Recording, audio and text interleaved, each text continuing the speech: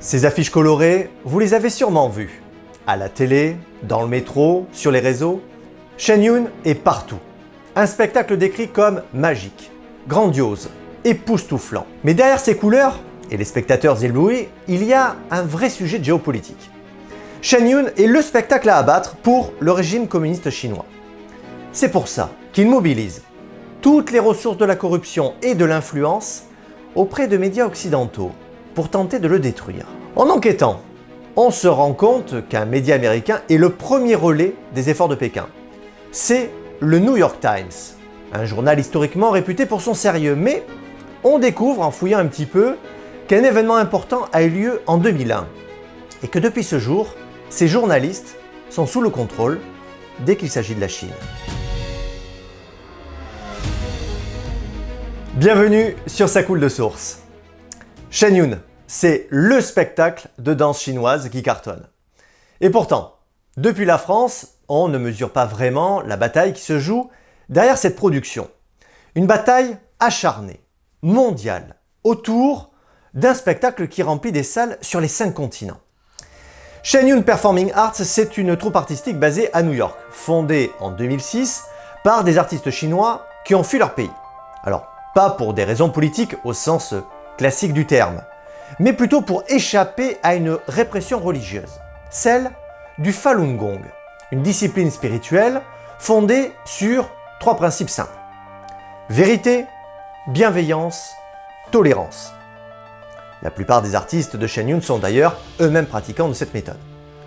Leur but est de faire revivre la Chine d'avant le communisme, c'est-à-dire une Chine millénaire, spirituelle, faite de danse, de musique et de légendes.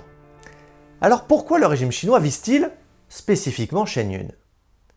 Parce que Shen Yun montre une autre Chine. Une Chine sans parti, une Chine qui parle de foi, de vertu et de transcendance. Autrement dit, tout ce que le régime considère comme une menace idéologique directe. Un document interne du parti, daté de 2010, le reconnaît noir sur blanc.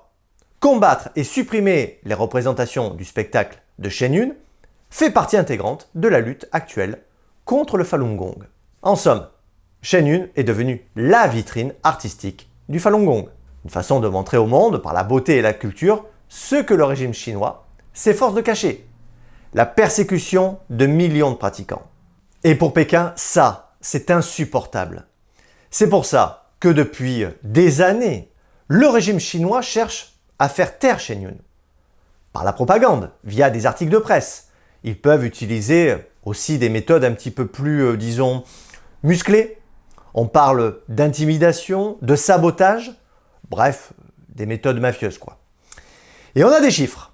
On dénombre à ce jour plus d'une centaine d'incidents documentés visant Shen Yun à travers le globe, dont 36 rien qu'aux États-Unis. Alors les techniques employées sont simples. Menacer les théâtres qui accueillent Shen Yun de représailles économiques.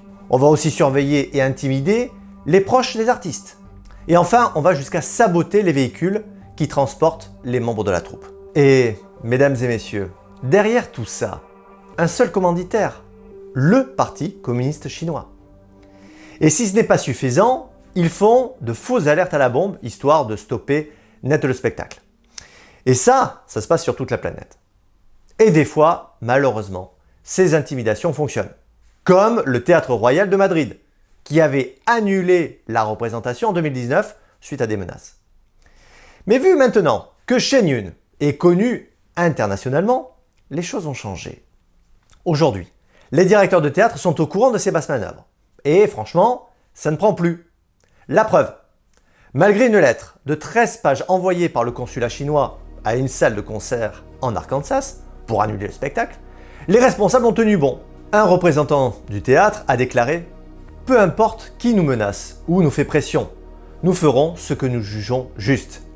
Il a ajouté qu'il était fier d'accueillir à nouveau Shen Yun cette année. C'est pour ça que Pékin a changé de stratégie.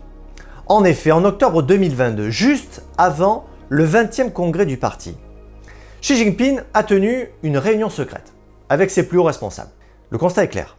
Les méthodes employées ne suffisent plus à affaiblir Shen Yun et bien sûr le Falun Gong.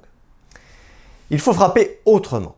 Et la nouvelle stratégie repose sur 2 axes majeurs. D'abord, la guerre judiciaire. Le régime veut instrumentaliser la loi américaine pour discréditer le Falun Gong. Alors pourquoi on parle vraiment surtout des États-Unis? Eh bien parce que le siège de l'organisation se situe là-bas et notamment à New York. Alors parmi ces nombreuses tentatives, on retiendra celle de 2023 où le FBI avait arrêté 2 hommes. John Chen, 70 ans, citoyen américain né en Chine, et Lin Feng, 43 ans, résident à Los Angeles. À première vue, 2 individus ordinaires. En réalité, ils travaillaient pour le régime chinois. Leur mission, surveiller les pratiquants du Falun Gong et recueillir des informations destinées à alimenter une pseudo-procédure judiciaire. Le plan était simple, déposer une fausse plainte truffée de propos diffamatoires à l'encontre de Shen Yun. Le but, lui retirer son statut d'exonération fiscale. Alors pour arriver à ces fins, ils ont voulu verser 50 000 $ de pot de vin à un fonctionnaire du fisc. Sauf que pas de chance, ce n'était pas un fonctionnaire du fisc, mais un agent du FBI infiltré. Du coup, les 2 hommes ont été arrêtés. L'autre point majeur de la nouvelle stratégie du régime chinois, c'est la désinformation. Mais attention, pas n'importe laquelle. On arrête la propagande via les médias d'État chinois comme CGTN. Non, ça ne marche pas. On va plutôt trouver une nouvelle technique, plus subtile, qui est d'utiliser d'autres canaux.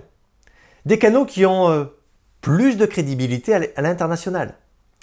Mais bon, bien sûr, on ne peut pas faire ça comme ça. Il faut pouvoir s'appuyer sur un média, disons, partenaire, qui sera disposé à être un relais pour le régime. C'est pour ça qu'on comprend mieux maintenant pourquoi ils se sont tournés vers le New York Times.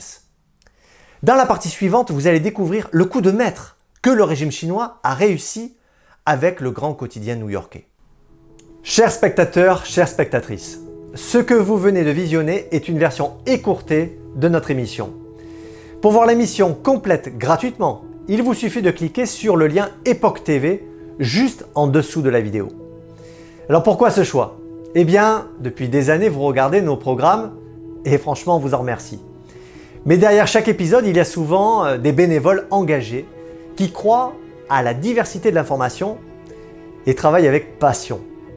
Mais pour continuer ce travail sur le long terme et surtout vous offrir des contenus toujours plus riches et exigeants, nous avons choisi de rejoindre Epoch TV, une plateforme indépendante qui nous permettra de poursuivre notre mission tout en vous donnant accès à des analyses, des interviews et des reportages exclusifs. On espère que vous apprécierez cette nouvelle aventure pensée pour vous offrir toujours plus de sens, de profondeur et de liberté. Merci d'avoir suivi Ça coule de source. Prenez soin les uns des autres et restez libres.